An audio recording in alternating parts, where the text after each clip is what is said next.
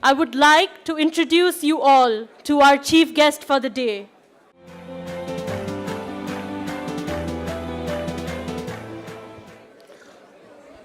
My beloved teacher, Professor R.V.G. Menon, other judges, faculty members of BITS Pilani, office bearers and members of the CETA Galaxy, and my dear young friends. Welcome to CETA Knowledge Quest 2018, Season 4. I understand that a lovely award awaits you for the best innovative concept or the best innovative project. Along with it, you're also having the inter-school quiz, of which the valuation which would have just begun, and a heartbeat would be accelerating well past the normal rates. Of course, wish you all the best. I hope, did you have a good round, preliminary round of quizzing? You had, and how were the questions?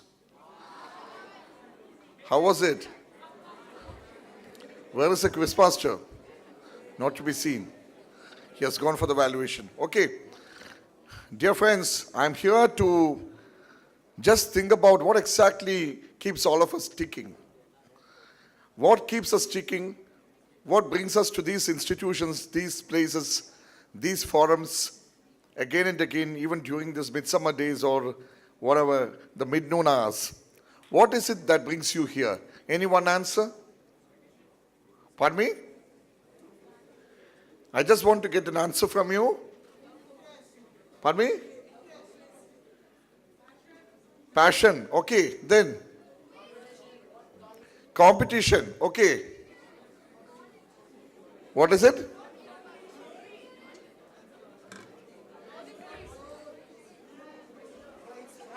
Huh? I mean, the interest for the prizes, is it? That should not be the factor which should be prompting you. Now let's be, yes. So, a simple question. Suppose in the quiz competition that's been conducted here, the preliminary examination test is over and you are awaiting the results.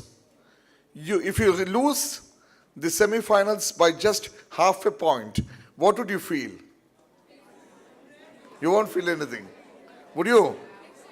Next time, it should be better. Perhaps we should be able to capture the better aspect of it and see to it that those questions which were not answered by you today would definitely be answered tomorrow. And these are all learning curves for you. So this is the way we need to look at life as well as the student life. Try to think beyond whatever you have in your textbooks. Do you read much more than whatever you have in the textbooks? Do you? Do you? If that being so, I just wanted to ask a question to you. How many hours do you spend browsing the internet? Net, whatever kind of net you would say. Be it the Kindle or be it the laptops, whatever. How many hours do you spend? How many hours do you spend? 1, 2, 3, 4. How many? 4 hours. Okay. Now, would your class teacher agree to that? That you are spending a lot of time on the net and you have been neglecting your textbooks. Now, the point is this. You as students, we as the former students, we should all strive to see to it that there is a world which exists much beyond the textbooks. There is a world which exists beyond the confines of the library and the reading room you have in your schools. And this is the world you need to really see for ourselves. In this world of ours, with something like 193 plus countries which are registered with the United Nations organization, and according to the FIFA count, it goes up to 210, including some of the island nations which have football teams. Now, Barcelona team has been having some deal of, reverberation in the last 1 week. What is that particular incident which has taken place in the Barcelona football team? Felipe Coutinho came in. And when Felipe Coutinho came in all those accounts that have been published by Barcelona team, what is that particular jingle that's been coined, that's been making the rounds from the Barcelona team circle, that has been utilized for celebrating the arrival of Felipe Coutinho? What was it? Was it something close to Swami Ayyappo? It's Swami Ayyappo. Swami Ayyappo, Ayyappo, Swami. Have you heard this? Right. So 1 point over there. Now let's go over from there. Catalonia, as a part of Spain, has been striving to go in for independence. Okay. And who is this leader of Catalonia who has been striving to take that particular province to independence? His name has been in the news all this time. Who's it? Carlos Puigdemont? Carlos? All right. Now, beyond whatever you find in the headline news, there is a lot of story that remains underneath. And there is something for all of us to think about. Why can't our nation, why can't this planet be greener? Why can't this planet be cleaner? And why can't this planet produce energy which will not lead to depletion of natural resources? What do we do about it? Put on your thinking caps and begin to think all the time. It's not just brooding that's important. But beyond that, let's strive to do something, my dear friends. You have been learning, you've been reading a lot. Now, beyond this learning and reading, if we need to have a connect with whatever that happens in the society, if there is a linkage that's made between the book and the practice, the precept and the practice, that's the bridge which is to be put in so that theory gets translated to reality. If theory has to get translated to reality, you need to always focus upon some innovative out-of-the-box thoughts. How is electricity produced? How is wave energy harnessed? How can you definitely try to live in outer space? There have been so many plans. Haven't you been aware of the fact that people have been trying to live in outer space? Have you? Yes. Is there any kind of credibility in the fact that in the news that's coming over that there is scope for human life in Mars? Is it correct? Yes. Is it? Why is it so? And look beyond that, beyond the Milky Way, beyond the planets, beyond the satellites, come down to Earth. What are the main issues that are racking our society today? We need to have better quality of air, better quality of water, better land to be utilized, and vegetables and producers of nature which are kept away from the poisonous, toxic effects of pesticides and chemicals. Fertilizers, chemicals and pesticides are being made use of. Now, if one is to keep away from it and going for organic farming, we need to think about it in a greater way. Then there is another question which is coming in. Have you heard of this GM crops? GM? What is it? Genetically modified. If things begin to look as beautiful and everybody looks as beautiful as ever, everyone looks tall, everyone looks trim, and you can be genetically modified altogether, won't we be losing this diversity altogether in this planet?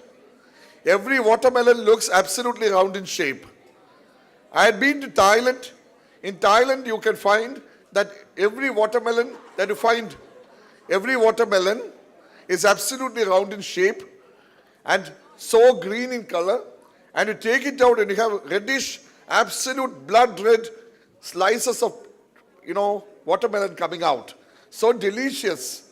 But look at the kind of quality that's inbuilt and the kind of process that's been going on.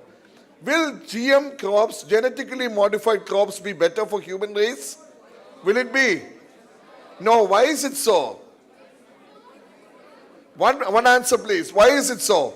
If somebody can stand up and answer. Why is genetically modified crop not good for human race?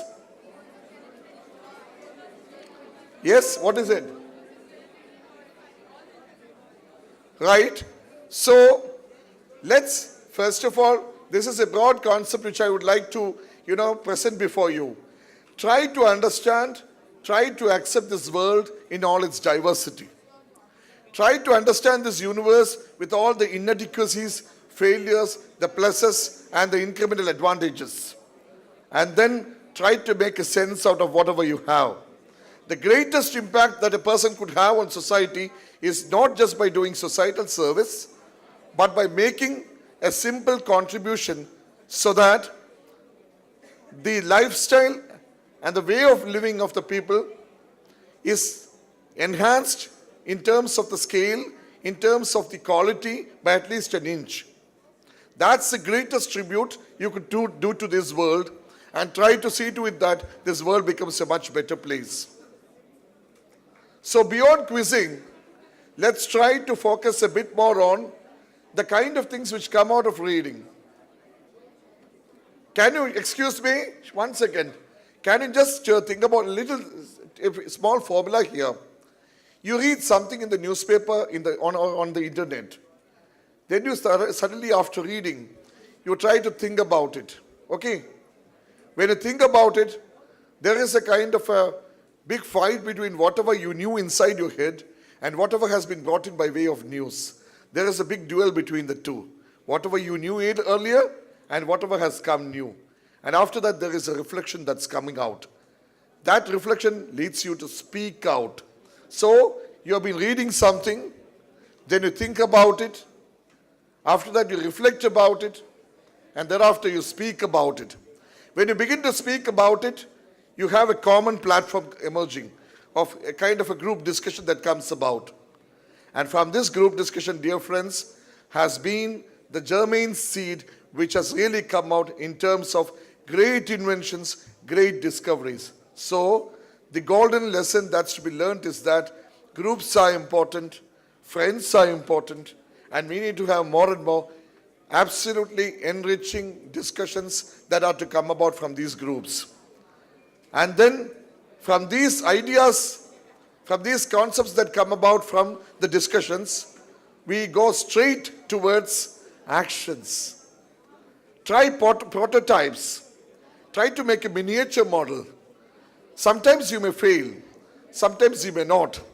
As the saying goes, the greatest trait of a succeeding person is that he would have failed thoroughly in the initial stage. The greatest trait of a succeeding person, of a successful person, is that he would have failed thoroughly in the initial stage. So that's precisely what you have to do. Those innovative concepts, new intuitions, new enablements which come about would definitely be something about which this world, yourself, and the society can be proud about. My dear young boys and girls, so from your schools, yes, from your schools, when you come about after the age of 17 into the daily din of life, please concentrate on something which goes much beyond whatever you had learned in the 17 years of your life. And that's where, from 8th standard to 12th standard, you have been learning everything. Yes. And after that, after the 12th standard, when you go for university sessions, let's strive to bring about a qualitative change, not just in the textbooks that you study, but also about the way in which you approach the basic sciences, social sciences, and the language classes, and all those entire subjects that comprise the prism of humanities. So in these subjects, try to infuse a new thought, a new approach, an absolutely new dimension, so that something better happens for society and the world. That's precisely what I have to just share with you. And I hope the quiz results will be out by now, and you should be able to know the wonderful results that's coming up. I've been seeing the names of the space shuttles over here, from Discovery to Enterprise to Challenger to, what is it here? Huh? Columbia. It's all here. These are space shuttles, not just in the literal sense of the term, but at a metaphorical level. These are space shuttles that are intended to take your mind and your heart straight out into the outer space, so that you become absolutely innovative kids. You are ready to challenge the world, create a new world, and create an absolutely new universe. Strive for that. Wish you all the best, and may God bless you. Thank you very much. I would like to thank you, and as a token of our appreciation, we will present you with a memento